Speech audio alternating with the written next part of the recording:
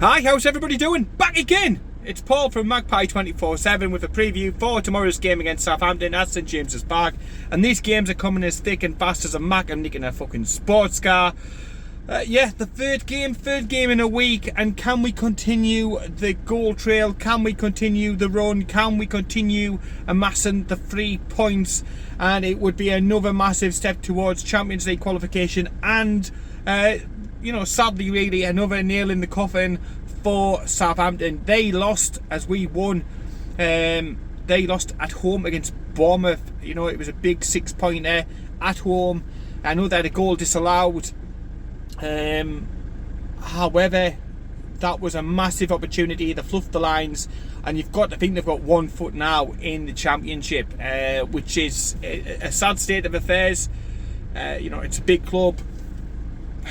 Apart from the journey down there, I think that would be the only reason I think that Newcastle United fans would want, maybe them to be replaced in the Premier League.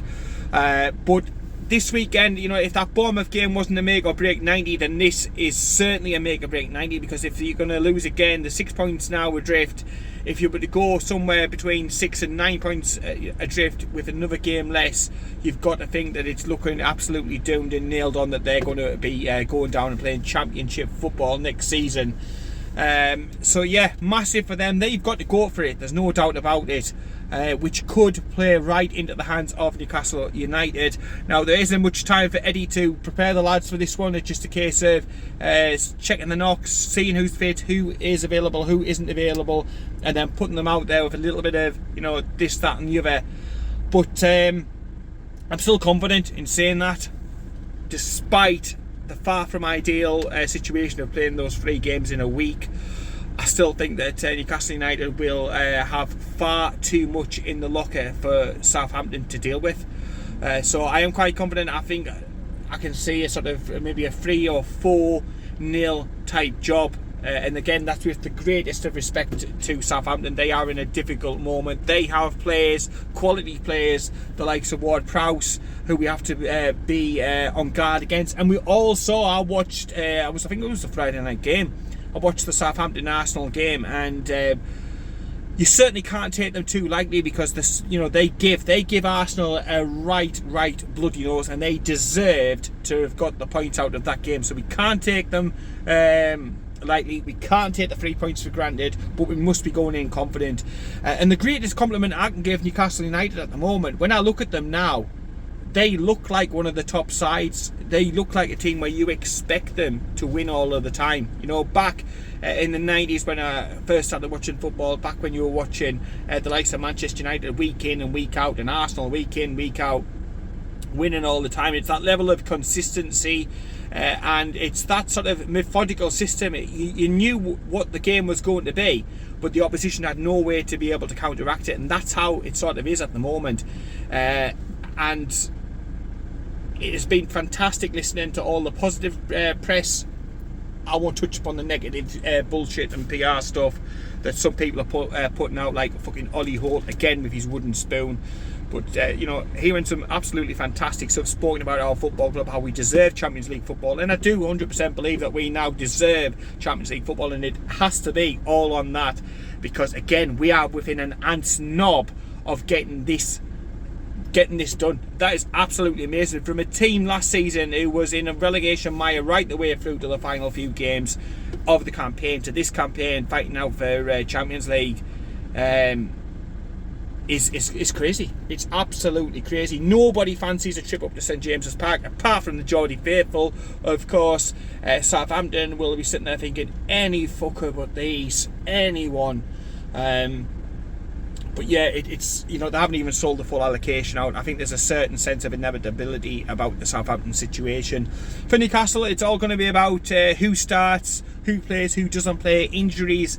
Clearly, as the press conference was done straight after the victory last time out, we haven't had too much of an update. Now, Fabian Schär was a little bit of a surprise that he played in that game, given that we were all led to believe that Jamal Lascelles was going to be coming in. But you've got to think he's going to be okay, and the defence really doesn't need much tinkering with. Now, there is a question mark over one position in defence, and that is left back, and I'm going to touch on that, because you've got Matt Targett. Now, he started the last game. He's got the shirt. Dan Burn, unfortunate. Some would say, some maybe would not say that, but Dan Burn unfortunate to pick up a bit of an illness, so he was on the bench. Target started the game. Does he keep his place in the team now? I think if he's dropped, I think he may well be off, because he'll say, look, I've come in, I've done a job. He was ill, it's now my shirt to lose until I put a bad performance or two in. So if he is dropped for this game and Dan Burn starts, I think that's a major sign that perhaps Matt Targett will be off in the summer. So let me know what you think about that one down in the comments. But in goal, Nick Pope, no doubt about that. He will be looking for a clean sheet, because they have been rare recently in all the absolutely fantastic attacking flair that we've been doing. Clean sheets have been hard to come by. We conceded another sloppy goal against Everton, one that wasn't needed to be conceded, was it, in the situation? It was far too easy, to be fair. So they will be looking to put that right, because I thought the defensive performance against Everton was fantastic, barring that one little blip, shall we call it. But yeah, Nick Pope in goal, Trippier captain at right back yet again, bloody-tastic, leading with assist creation, if you look at the stats that are put up on the socials recently. So Trippier on one side, Sven Botman, Fabian Schär, touch wood that he gets through any fitness test that he's got, he's available for this game. If Lascelles comes in, he comes in, but I don't think so. I think it will be Fabian Schär again. And then left back, I'll go Dan Burn. Because I think that might be what he ends up doing, because I've got a strong suspicion with the amount of fullbacks that we are being linked with, that a fullback will be arriving over the summer, which will probably put an end on the time for Matt Targett at St James's Park, because I just can't imagine. He moved from Aston Villa because he wanted game time, he wanted regular action, he wasn't happy with being on the bench, and I imagine that would be the same again for him. It would be a similar sort of situation. In the midfield, again, we've got an embarrassment of riches here. We really have one of the best midfields in the Premier League, and I think it will again be Bruno Guimaraes in the middle. You'll have Sean Longstaff and Joe Willock. Joe Willock will swap with Joe Linton out on the left hand side. Still no Alan St-Maximin, despite the video that he released on his social media. He will not be involved in this game. Eddie Howe made that clear in his press conference after the Everton victory down at Woodison Park. So Joe Linton on the left hand side, but like I say, he'll keep swapping with Joe Willock all the time, and that seems to work really well. Two of our absolute best players, and got to be contenders for player of the season, them two, along with Bruno. Actually, most of our midfield, to be fair, because Sean, he covers every blade of fucking grass on the park during the game. He does all the unseen, unfancied stuff.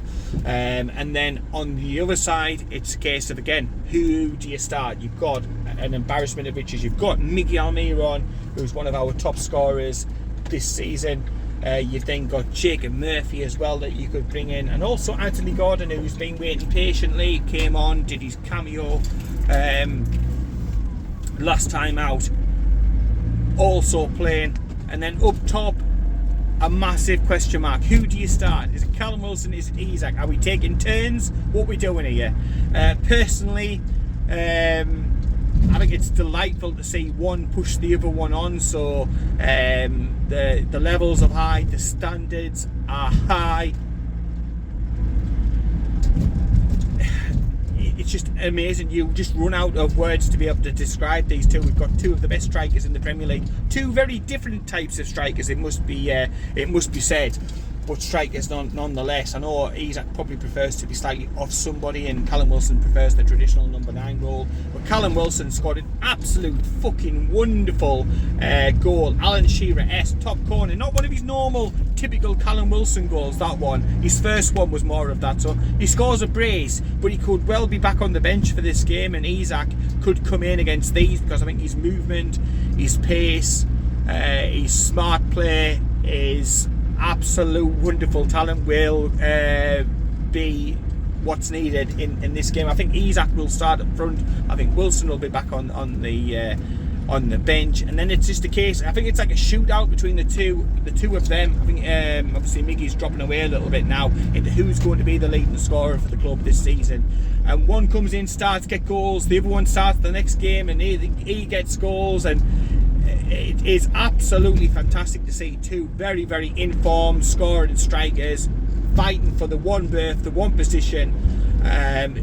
Absolutely wonderful, and touching upon wonderful, that describes perfectly Isak's assist. It's been taken off him. I cannot believe that. Cannot have that for an absolute fucking second.